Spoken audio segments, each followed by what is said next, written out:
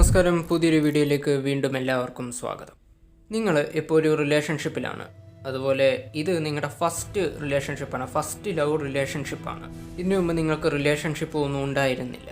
അതുകൊണ്ട് തന്നെ ഈ റിലേഷൻഷിപ്പ് നിങ്ങൾക്ക് ഭംഗിയായിട്ട് തന്നെ മുന്നോട്ട് കൊണ്ടുപോകണം എന്നൊരു ആഗ്രഹമുണ്ട്. അങ്ങനെയാണെങ്കിൽ നിങ്ങൾ അറിഞ്ഞിരിക്കേണ്ട ചില കാര്യങ്ങളോ ആ കാര്യങ്ങളാണ് ഇന്നത്തെ വീഡിയോയിൽ ഞാൻ പറയുന്നത്. ആദ്യമായി റിലേഷൻഷിപ്പിലാകുന്ന ചില ആളുകൾ ചെയ്യുന്ന ചില തെറ്റുകളുണ്ട്.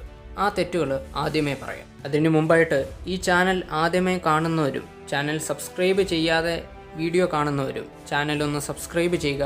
കൂട്ടത്തിൽ ആ ബെൽ ബട്ടൺ കൂടെ എനേബിൾ ചെയ്യുക. കൂടെ ഈ വീഡിയോ ഇഷ്ടപ്പെട്ടാൽ ലൈക്ക് കൂടെ ചെയ്യുക. ഇനിയും വീഡിയോയിലേക്ക് പോകാം.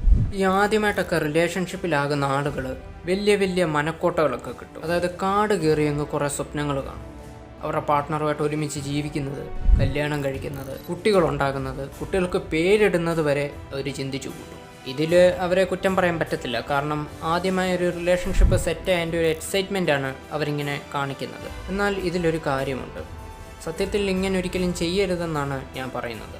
നിങ്ങൾക്ക് സ്വപ്നം കാണുന്നതിന് വലിയ കുഴപ്പമൊന്നുമില്ല. പക്ഷേ നമ്മൾ ഈ വലിയ വലിയ സ്വപ്നങ്ങൾ ഇങ്ങനെ ഇതിനെപ്പറ്റി കാണാൻ തുടങ്ങിയാൽ ഒരുപക്ഷെ നമ്മുടെ റിലേഷൻഷിപ്പ് നാളെ എവിടെ എത്തുമെന്ന് നമുക്കൊരു ഊഹാപോഹമില്ല. നമ്മൾ തുടങ്ങിയിട്ടേ ഉള്ളൂ.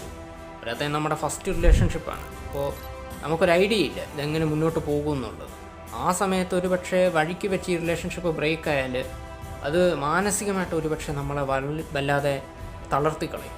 അതുകൊണ്ട് ഇങ്ങനൊരു മനക്കോട്ട കിട്ടുന്നതിന് തീർച്ചയായിട്ടും നിങ്ങൾ നിയന്ത്രണം ഏർപ്പെടുത്തേണ്ടതാണ്. പല ബ്രേക്കപ്പിൻ്റെ അവസാനം പലരും പറയുന്നത് നമ്മൾ കേട്ടിട്ടുണ്ടാവും. ഞാൻ അവളുമായിട്ട് അല്ലെങ്കിൽ അവനുമായിട്ട് കൂടി ചെന്ന് ഒരുപാട് സ്വപ്നങ്ങൾ നെയ്തു കൂട്ടിയിരുന്നു, ഇനി ഇതൊന്നും നടക്കില്ല, ഞാൻ എന്ത് ചെയ്യും, അങ്ങനെയൊക്കെ വിഷാദത്തിലേക്കൊക്കെ ആയിപ്പോകുന്ന ആളുകളുണ്ട്. അതുകൊണ്ട് ഇങ്ങനൊരു മനക്കോട്ട കിട്ടുന്നത് തീർച്ചയായിട്ടും നിങ്ങൾ നിർത്തുക. അതുപോലെ ഈ റിലേഷൻഷിപ്പിൽ രണ്ടിലേതെങ്കിലും ഒരാളുടെ കുഴപ്പം കൊണ്ട് ചെറിയ ചെറിയ പിണക്കങ്ങളുണ്ടായി മിണ്ടാതിരിക്കും. അങ്ങനെ മിണ്ടായിരിക്കുമ്പോൾ ഒരുപക്ഷെ ആ തെറ്റ് മനസ്സിലാക്കി ആ വ്യക്തി വന്ന് മാപ്പ് ചോദിച്ചാലും ചിലർ അത് സ്വീകരിക്കാൻ തയ്യാറാകത്തില്ല. അവർ പാർട്ട്ണറിനെ പുറകെ നടത്താൻ വേണ്ടിയിട്ട് 1-2 ആഴ്ച ഇതിൻ്റെ പേരിൽ ചുമ്മാ അങ്ങ് പിണങ്ങിയിരിക്കും. ഈ ഒരു പരിപാടിയും നിങ്ങൾ സ്റ്റോപ്പ് ചെയ്യണം. നിങ്ങളുടെ പാർട്ട്ണർ തെറ്റ് മനസ്സിലാക്കി നിങ്ങളോട് വന്ന് ക്ഷമ പറയുകയാണെങ്കിൽ ആ നിമിഷം തന്നെ ആ പിണക്കം സ്റ്റോപ്പ് ചെയ്ത് അവരോട് സംസാരിക്കുക, അവരോട് സ്നേഹത്തോടെ പെരുമാറുക, ആ മാപ്പ് സ്വീകരിക്കുക. റിലേഷൻഷിപ്പിൻ്റെ തുടക്കത്തിൽ ഇതുപോലെ ക്ഷമാപണമൊക്കെ സ്വീകരിക്കുന്നത് നല്ല കാര്യം തന്നെയാണ്. അതിലൊരു മോശവും വിചാരിക്കേണ്ട. അതുപോലെ തന്നെ ഇപ്പോൾ തെറ്റ് നിങ്ങളുടെ ഭാഗത്താണെങ്കിലും നിങ്ങൾക്ക് അവരോടും പോയി ക്ഷമ ചോദിക്കുന്നതിൽ വലിയ പ്രയാസമൊന്നും കരുതണ്ട. നിങ്ങളുടെ ക്ഷമയെ അവർ മുതലെടുക്കുകയാണെങ്കിൽ മാത്രമേ നിങ്ങൾക്ക് കുറച്ച് ശ്രദ്ധ കൊടുക്കേണ്ടതുള്ളൂ. അതുപോലെ തന്നെ ചെയ്യുന്ന മറ്റൊരു തെറ്റാണ്, നിങ്ങൾക്കിനിയിപ്പോൾ എന്തൊക്കെ ചെയ്യാൻ സമയമുണ്ടെങ്കിലും അതെല്ലാം തന്നെ നിങ്ങൾ ഇൻവെസ്റ്റ് ചെയ്യുന്നത് നിങ്ങളുടെ പാർട്ട്ണറുടെ കൂടെ ആയിരിക്കും. നിങ്ങൾക്ക് വിലപ്പെട്ട അല്ലെങ്കിൽ വെറുതെ ഇരിക്കാൻ കൂടി ഒരു 10-15 മിനിറ്റ് കിട്ടിയാലും, അതുമല്ലെങ്കിൽ എന്തെങ്കിലും വലിയ കാര്യം ചെയ്യാനുണ്ടെങ്കിലും അതെല്ലാം മാറ്റിവെച്ച് 24 മണിക്കൂറുണ്ടെങ്കിൽ 24 മണിക്കൂർ നിങ്ങൾ പാർട്ട്ണറുടെ കൂടെ ചിലവഴിക്കാൻ ആഗ്രഹിക്കുന്ന വ്യക്തിയാണെങ്കിൽ, അങ്ങനെ ചെയ്യുന്ന വ്യക്തിയാണെങ്കിൽ അതും സ്റ്റോപ്പ് ചെയ്യുക. റിലേഷൻഷിപ്പിന് വേണ്ടി നിങ്ങൾ തീർച്ചയായിട്ടും സമയം കണ്ടെത്തുക. പക്ഷേ പ്രധാനപ്പെട്ട കാര്യങ്ങളെല്ലാം ഒഴിവാക്കിയിട്ട് നിങ്ങൾ റിലേഷൻഷിപ്പിന് വേണ്ടി മാത്രം സമയം ചെലവഴിക്കാതിരിക്കുക.